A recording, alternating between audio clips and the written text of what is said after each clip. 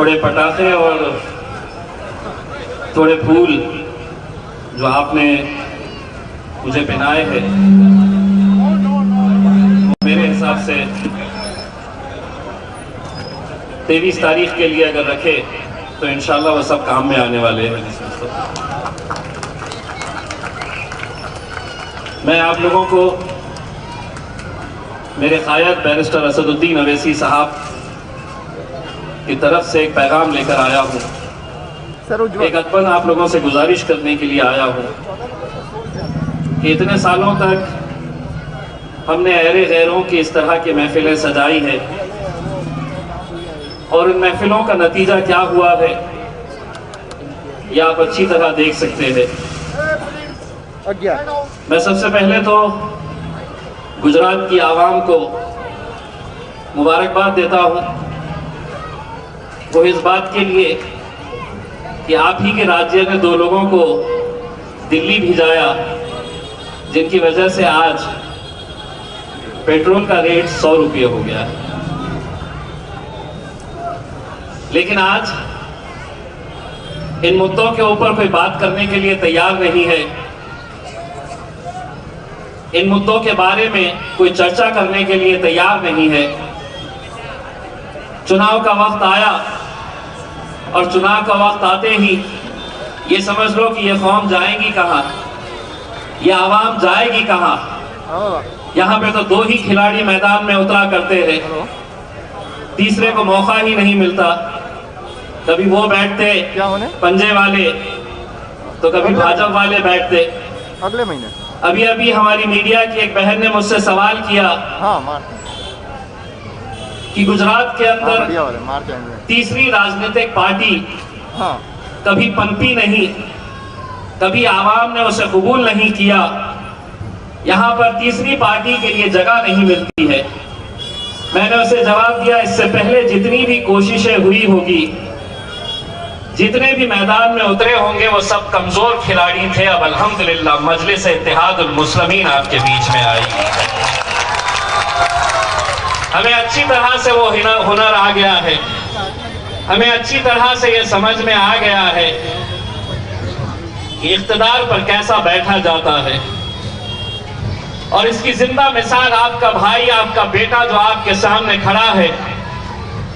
लोग कहते थे कि मेरा अपना शहर औरंगाबाद शिवसेना का गढ़ है, और ये बिल्कुल सही था, क्योंकि जितने विधायक, जितने एमएलए चुन के आते, ये शिवसेना के चुन के आते।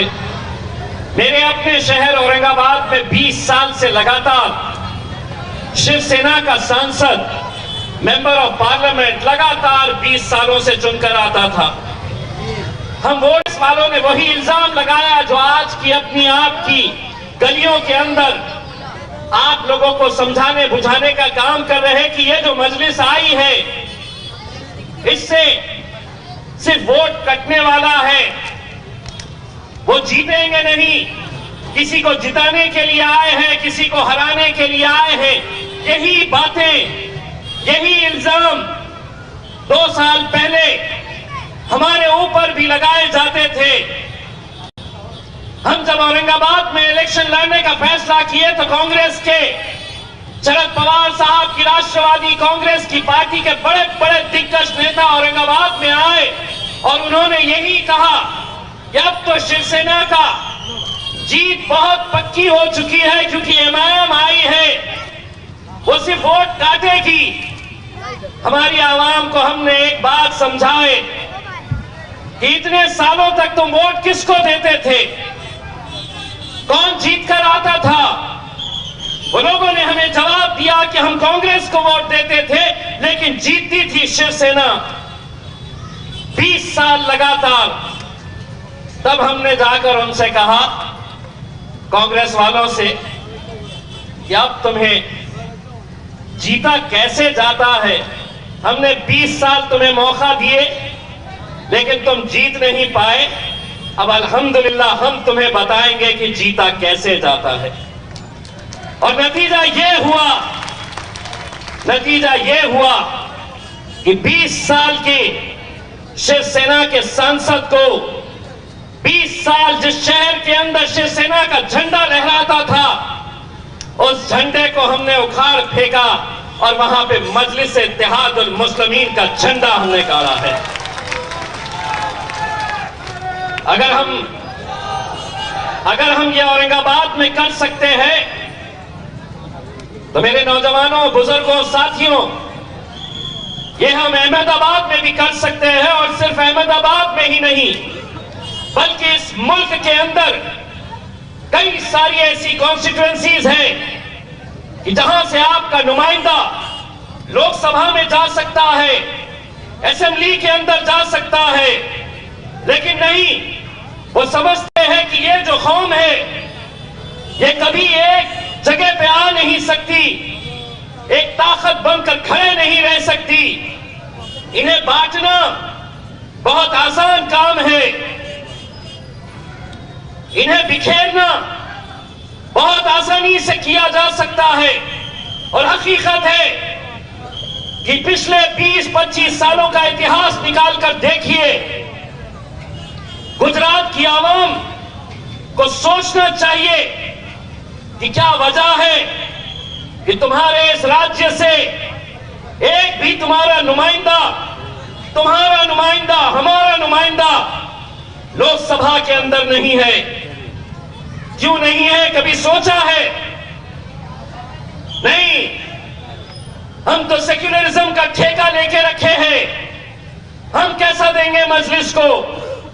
आज भी ऐसे जहन वाले लोग जब हमें मिलते हैं तो हम उनसे यह सवाल करना चाहते हैं, क्या हासिल किया इतने सालों के अंदर?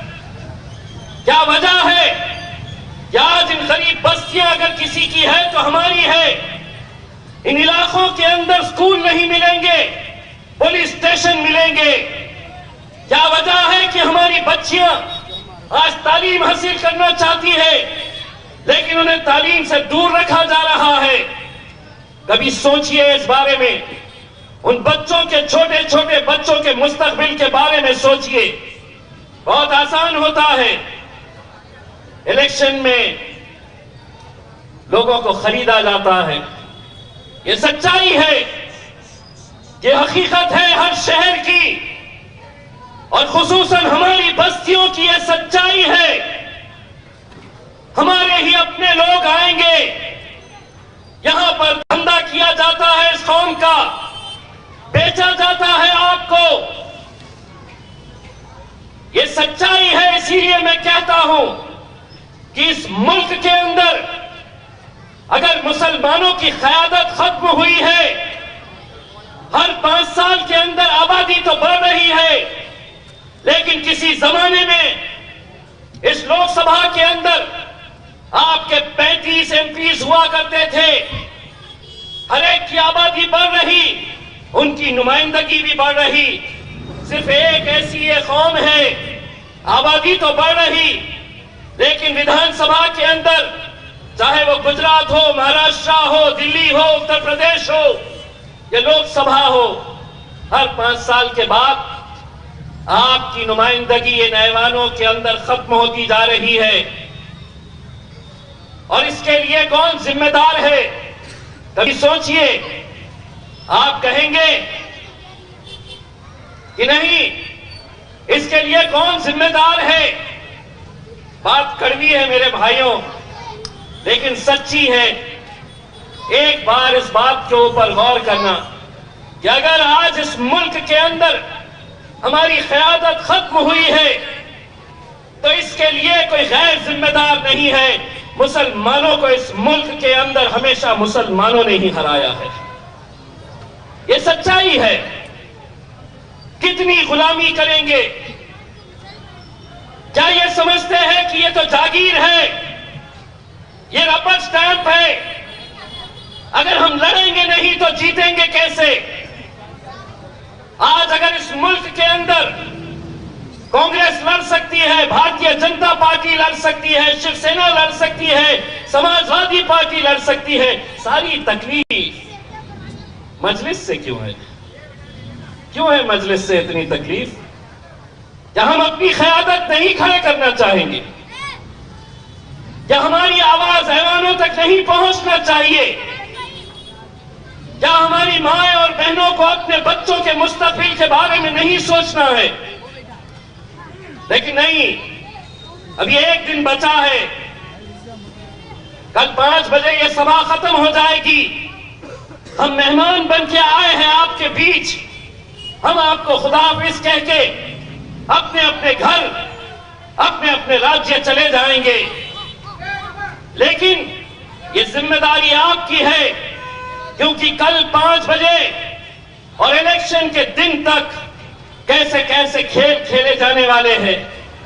आज ही हमने जब यहां के बहुत सारे पत्रकारों से, सियासतदानों से बात की, तो ये बात समझ में आई कि भारतीय जनता पार्टी ये चाहती है कि जहां पर हम कमजोर हैं वहां पर कांग्रेस जीत जाए। कांग्रेस ने यह तय किया है कि जहां पर हम जीत नहीं सकते वहां पे भारतीय जनता पार्टी जीत जाए। दोनों की आपस में साठगांठ है, दोनों की मंशा यही है कि हमने जीतना नहीं चाहिए, इसीलिए हमको पूरी दबाने की कोशिश की जा रही है। लेकिन एक बात भारतीय जनता पार्टी और कांग्रेस के तमाम नेताओं को मैं बताना चाहता हूं, मजलिस की फितरत में कुछ ऐसी लचक है, तुम जितना उसे दबाओगे इंशाअल्लाह वो उतनी ही उभर कर आएगी। अभी अभी मोहतरमा पत्रकार साहिबा ने मुझसे कहा कि एक संगठन लगता है जीतने के लिए। हाँ, हम मानते हैं, लेकिन हमने महज 1 महीना पहले फैसला किया कि हम गुजरात आएंगे और हम लड़ेंगे।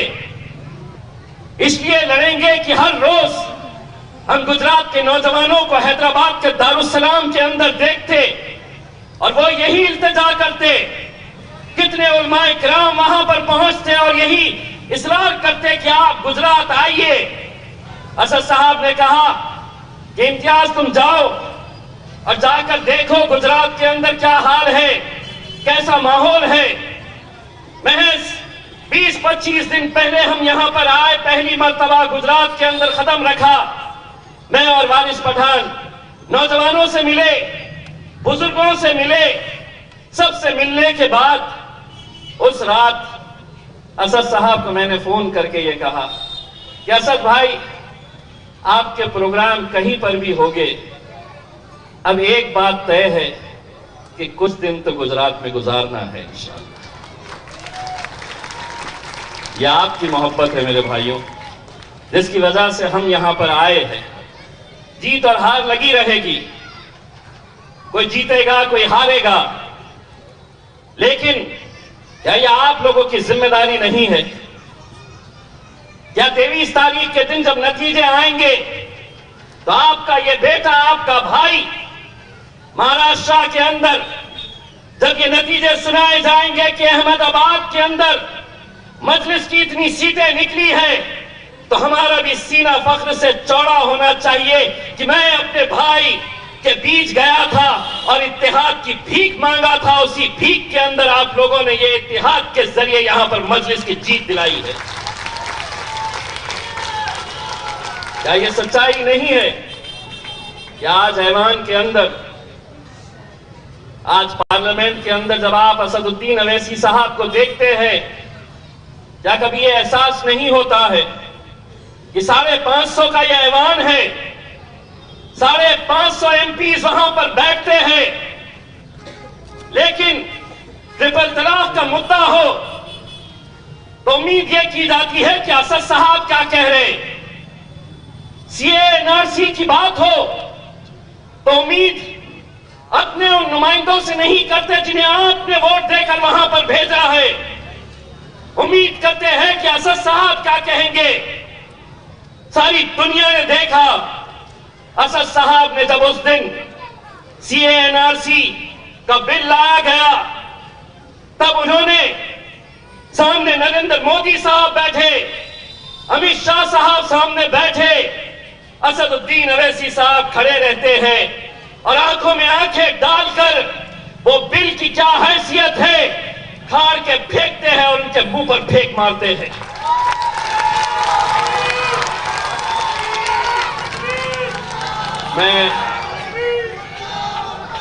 मैं उस वक्त मैं जब ऐवान के अंदर, पार्लियामेंट के अंदर जब उन्हें देखता हूं, मेरे मन में एक सवाल आता है कि आखिर एक शख्स को जो शेरवानी पहना हुआ, जिसके सर पे नमाज की टोपी है, दाढ़ी है, आखिर उसे इतनी हिम्मत कहां से मिलती है कि 550 के ऐवान के अंदर वो खड़े रह के इतनी हिम्मत के साथ भारतीय जनता पार्टी के बड़े बड़े दिग्गज नेताओं के साथ आंखों में आंखें डालकर वो अगर ये सवाल करता है, तो मेरे मन में यकीनन ये सवाल उठता है कि ये हिम्मत कहां से मिलती है। जब मैं अहमदाबाद आता हूं तब मुझे इसका जवाब मिलता है, ये हिम्मत उन्हें यहां से मिलती है। ये हिम्मत यहां से मिलती है क्योंकि मुझे मालूम है कि मेरी माएं और बहनें अपनी नमाजों के अंदर जब वो सिजदे में जाती है तो अपने खायद के लिए दुआ करती है, लेकिन हम लोग इलेक्शन के वक्त क्यों हम बढ़ जाते हैं। आज अगर हम यूं ही और कोई गैर नहीं, आप ही की गली का कोई नेता आएगा, पैसे देकर खरीदने की कोशिश करेगा। मैं एक किस्सा जो हर मेरे चुनावी सभा के बाद मैं सुनाता हूं, जिसको मैं आज भी सोचता हूं तो रोंगटे खड़े हो जाते हैं कि जीत कैसे हासिल होती है, कैसे जज्बा होना चाहिए। उसकी मिसाल अगर देखना है तो मेरे नौजवानों, एक गरीब बस्ती औरंगाबाद की, उस गरीब बस्ती के अंदर इलेक्शन से महज एक रात पहले कांग्रेस और राष्ट्रवादी कांग्रेस के बड़े बड़े नेता उस गरीब बस्ती के अंदर जाते हैं। बस्ती इतनी गरीब कि वहां पर जितने लोग रहते हैं वो सुबह रोजी रोटी कमाने के लिए बाहर जाते हैं तो रात में उनके घर का चूल्हा जलता है। एक रात पहले नौजवानों को इकट्ठा करते हैं और नौजवानों को इकट्ठा करके उनके हाथ में कुछ पैसा रखते हैं और कहते हैं कि हम जब जीत कर आएंगे तो तुम्हें और पैसा देंगे। उन नौजवानों के बीच में एक लड़का खड़े रहता है और अपने तमाम साथियों को यह कहता है कि ये पैसे को हाथ मत लगाना मेरे भाइयों, अगर तुम्हें पैसा चाहिए तो मैं लाकर दूंगा तुम्हें पैसा। दूसरे लड़के उसे देखकर हंसते हैं कि तू कहां से पैसा लेकर आएगा, तू खुद ऑटो रिक्शा चलाता है, तू हमें क्या पैसा देगा। वो लड़के के जज्बे को सलाम। वो लड़का अपने जेब से ऑटो रिक्शा की चाबी निकालता है और कहता है मेरे भाइयों, लगा तो ये ऑटो रिक्शा मेरा बेच दो, लेकिन मजलिस को इस बार धोखा मत देना मेरे भाइयों, मजलिस को धोखा नहीं देना। ये जज्बा है, ये जज्बा है। और हम नहीं, मजलिस क्यों आई, मजलिस क्यों लड़ी, कहां है संगठन, संगठन की कोई जरूरत नहीं। ये नौजवानों के दिलों को चीर कर देखो, हर एक के सीने के अंदर एक ही तस्वीर नजर आएंगी, वो मेरे कायद बैरिस्टर असदुद्दीन अवैसी की तस्वीर है। 21 तारीख हमारी आपकी जिंदगी के लिए बहुत अहम दिन है। कल हम एक सभा में गए थे और वहां पर हमारे ही कुछ लोगों ने कहा कि उस दिन कम से कम 12 बजे तक आप लोग अपनी दुकानें, अपने कारोबार बंद करिए और इलेक्शन में हिस्सा लीजिए। मैं आप लोगों से यकीनन गुजारिश करने के लिए आऊँगा कि हम कोरोना के नाम के ऊपर महीनों महीनों हमने अपने कारोबार को बंद रखा, अपने धंधे बंद रखे हमने, क्योंकि सरकार का हुक्म था और सरकार के हुक्म की तामीर करते हुए हम लोगों ने महीनों तक अपने कारोबार धंधे पूरी तरह से बंद रखे थे। मैं आपसे ये गुजारिश करने के लिए आया हूँ कि अगर एक दिन आप लोग ये समझकर इलेक्शन लड़े कि यहाँ पर जितने उम्मीदवार बैठे हैं ये उम्मीदवार इलेक्शन नहीं लड़ रहे हैं, बल्कि ये इलेक्शन मेरा खुद का अपना है, मैं इलेक्शन लड़ रहा हूँ, तब जाकर ये जीत हमें मिलेगी। आपको सुबह सुबह अपने घरों से उठना है, अपने घरों से उठकर आपको सबसे पहले अपना वोट डालना है। खुसूसन मैं अपनी माँओं और बहनों से ये गुजारिश करना चाहूँगा। खाला, मैं जब से तकरीर कर रहा हूँ आपका चेहरा देख रहा हूँ, मुझे यकीन है कि इस महफिल के अंदर एक वोट आपका ज़रूर हमको मिलने वाला है। क्योंकि आपकी आंखों के अंदर जो अल्हम्दुलिल्लाह हम जो तड़प देख रहे हैं, जो मोहब्बत आपकी असदुद्दीन अवैसी साहब के लिए है, एक बात आपसे गुजारिश करना चाहूँगा कि घर के अंदर जितने भी मर्द हैं, आपका बेटा हो, आपका शौहर हो, आपका भाई हो, 21 तारीख के दिन जब वो सुबह उठेगा नींद में से और कहेगा कि अम्मा चाय दो, तो कहना उससे बेटा पहले पतंग उड़ा कर रात, तभी तुझे चाय मिलेगा, नाश्ता मिलेगा। और यही पैगाम तमाम अपने घरों के अंदर जाकर कहिएगा। मैं नौजवानों से अपील करना चाहूँगा कि मुझे मालूम नहीं है कि आप लोग सिर्फ एक महफिल सजी है, एक स्टेज लगा हुआ है, कोई तकरीर करने आने वाला है, तो चलिए हम आए, सुने उन्हें। दोस्तों, अगर हमको अपना वजूद, अपना मुकाम बनाना है तो एक बार मजलिस का दामन थामिए, इंशाअल्लाह हमारा भी सीना चौड़ा होगा, आप लोग भी फख्र से जी सकेंगे। बहुत बहुत शुक्रिया। वाक़ई